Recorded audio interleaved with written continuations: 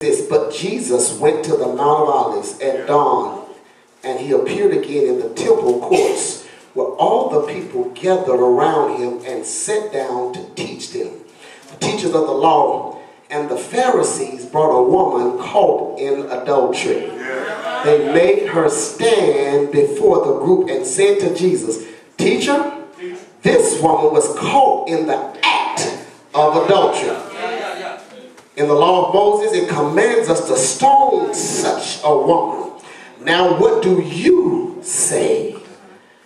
It's enough to preach on right there. It's enough to preach on right there. Folks, I want to talk tonight from this thought, how to deal with sin and church folk.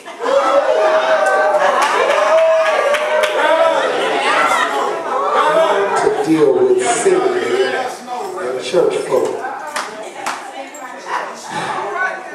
Reverend Hawkins, I thought that would be something good to talk about because all of us in here are suffering from this thing called sin. You may sit here like you got it together, but the truth of the matter is you struggling too. Sin is that thing that you think you hid from everybody else. So what side is that stuff that we try to push up on the carpet? And the problem with that is if you push too much up on the carpet, it gets lumpy. And the problem with that is that same lump will make you fall over your own mess later. Oh, you know how it is. You told a lie one week, forgot about the lie, told another one, and had to come back and retract the same lie. And you get caught up in your lies. And then we have the audacity to get mad when folks challenge us on our lies. It's called flipping the script. Some of us like putting our skeletons in a closet and locking the door. The problem is there's a master key to every closet. So you gotta be careful when you're trying to hide your sins to magnify someone else's. I get no help in here, but can I preach anyhow? And many of us, we like to always magnify what other folks do, just so the spotlight can be taken off of us. Be careful when folks tell you about other people's sins, because if you read between the lines, they're really telling you about their character. I'll help you out. If I happen to see Reverend Hook's car parked at an unknown house at 9:30 in the morning, and I come back down that road at 6 and it's still sitting there, and I call one of my members and say, "I saw Reverend Hook's car at so-and-so house, and girl, let me tell you, he over there having an affair." Now, I wasn't in the house, I don't know, but you know why I assume he did? Because if it was me, I would have been doing it. Very careful, folks will tell you about their own character, because how can you get out of a car park and he having an affair? You didn't see him in the house, his car could have broke down right there, but you assume if it was me, I know what I would be.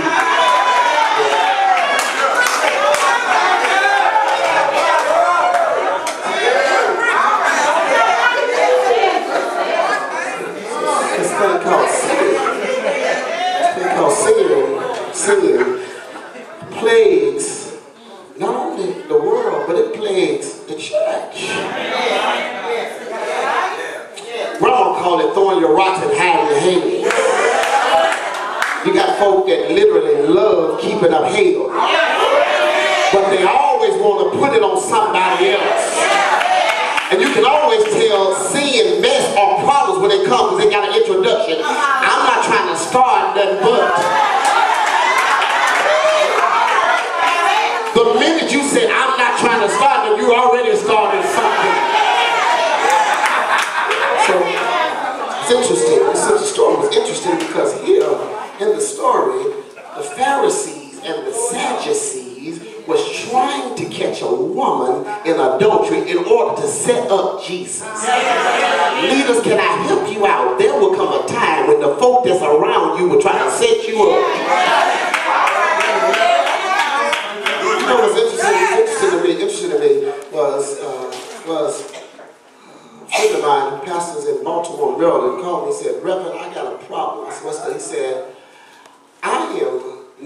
perplexed with the problem of getting rid of somebody on my mission board. I said, who is it? He said, my mission board president. I said, well, is she not fulfilling her position? He said, yeah, well, she's slacking. But he said, but the problem I got is, the deacon came and told me she needed to be dismissed. And I asked the question, how long has she been the president? He said, she's been the president for 20 years. He said, but I ain't been here but 2. Why you didn't get rid of her before I got here? And he did some research, Reverend Anderson, and the missing board president was his own sister. And he was too scared to do it himself, so he set the preacher and said, you do it. There's some folk will have mess in their heart, but they'll set you up, let you take the ball, while they say, I didn't have nothing to do with it. So he was trying to get set up, and they came with a woman caught in adultery. She was either half naked or fully naked. But he was in Bible study. What does this woman being naked commit adultery got to do with Bible study? When I look real close, it looks like a church meeting. Because most church meetings ain't got nothing to do with the church. It